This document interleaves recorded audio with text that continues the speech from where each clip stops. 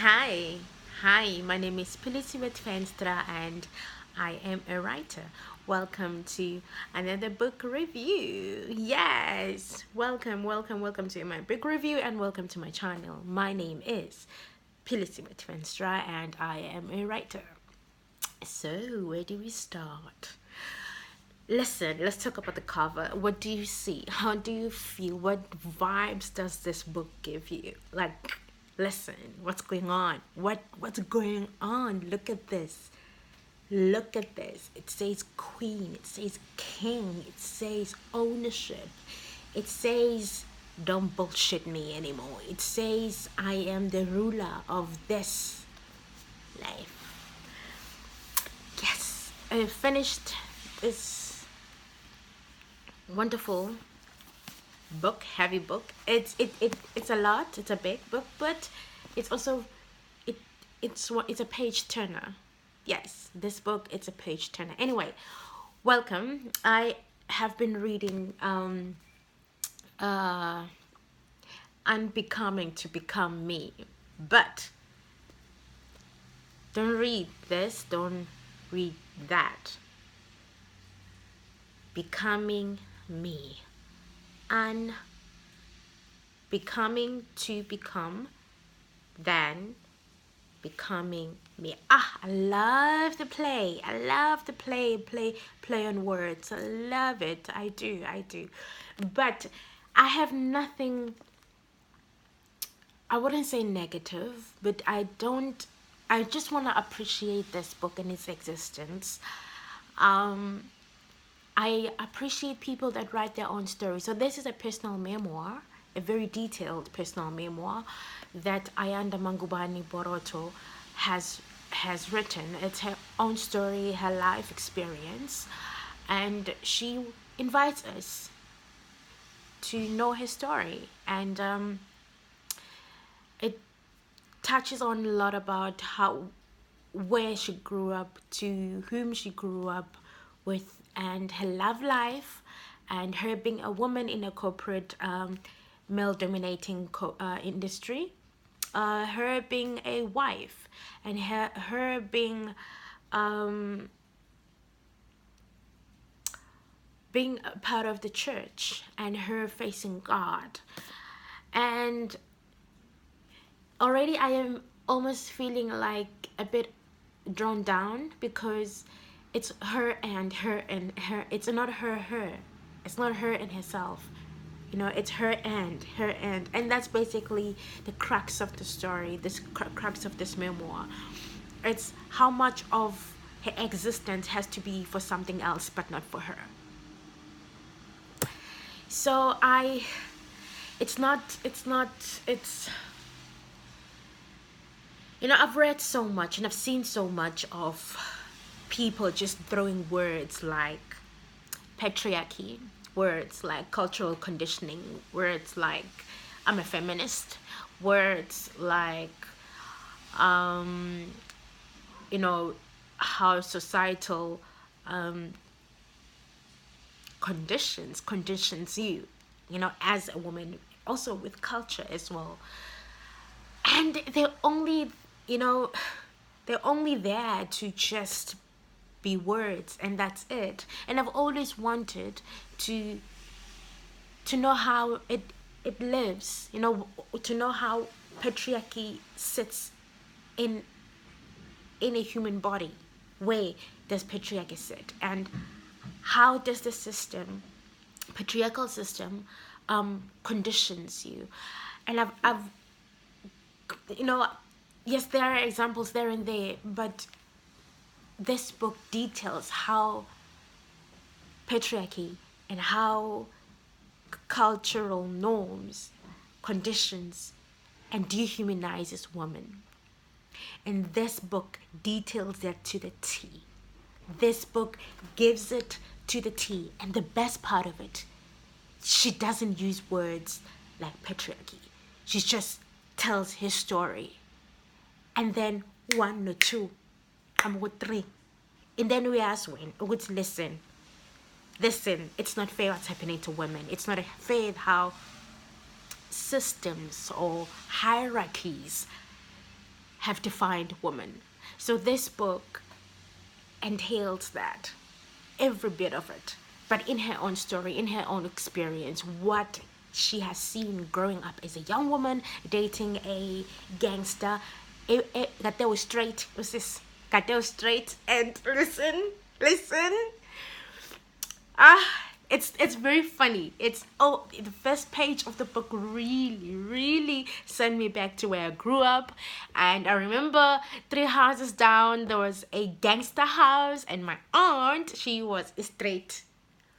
Straight means main chick. She was the main chick. And she was in love with this guy called Nkosi, and they had a child named Apiwa. And she goes very detailed and very intimate, personal experiences that she has gone through. And wow, and at points it's very confronting to yourself, but that's not how it's written. It pulls you in, and that's what I like. It's her story. It's in her. It's written from her gut, from her tummy, and it doesn't convert anyone. It doesn't force anyone. It's her story, and it gives you a room as a reader to learn for yourself, to pick up things that you understand or things that you misconstrued, and it's an eye opener. It's an eye opener, and I love it with every beat of my heart. I love it, and I am happy I own it, and I'm happy, and I say this jokingly, but definitely this is gonna be, if I need empowering myself. Listen, there's this thing I learned. She said she didn't understand the word women empowerment, and when I read that, I stopped it, because I knew I was gonna be enlightened. I knew I was gonna be schooled in a good way. I was gonna learn something. So I'm like putting it away. Okay, Pili, what do you know about women empowerment?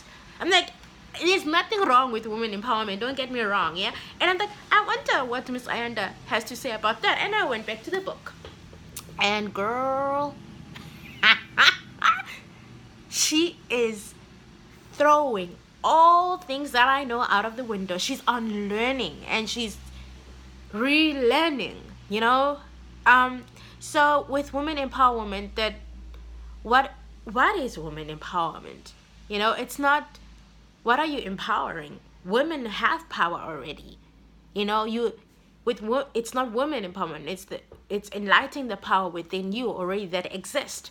So it doesn't mean that some source or some system or some platform gives you power. You have the power already as a woman. You just need resources to enlighten that. Nothing gives women power. You have it already. I'm like, yo. Bombshell, dush. This woman is like throwing things out there. She is educating my brain so much. And I'm like, I need coffee. Like, just so much. So much that this book has. Imnandi incwadi iyafundisa, iyakhulisa, ithinta endaweni where you thought you'll never even think you have those places. She exalts herself as a woman, but because I am a woman as well, I am exalted. I am lifted up. I am given tools. I am given the armor. I am given all the weapons that I need to stand on my 2 feet and say, listen, I have power. Yes, I love the existence of this book, and I'm happy that she wrote it, and I'm happy that she did. And I am a believer of people writing their own stories, writing from self and writing to self. And this is a letter to self, and she has done that brilliantly, and her writing is fantabulous. And I think she wrote it with an idea of people from outside South Africa to understand our way of living, some of our ways of living, no, not to generalize, but her way of living. And I appreciated that because I feel like this book is not a South African book, it's a universal book. And she has done that beautifully, excellently, cleverly as well. Yes. Yeah, she's king. She's just, I don't, another thing with me, I don't read nonfiction that much. I was introduced to nonfiction through the program that I was doing for my master's, and my classmates know how I feel about it. But this book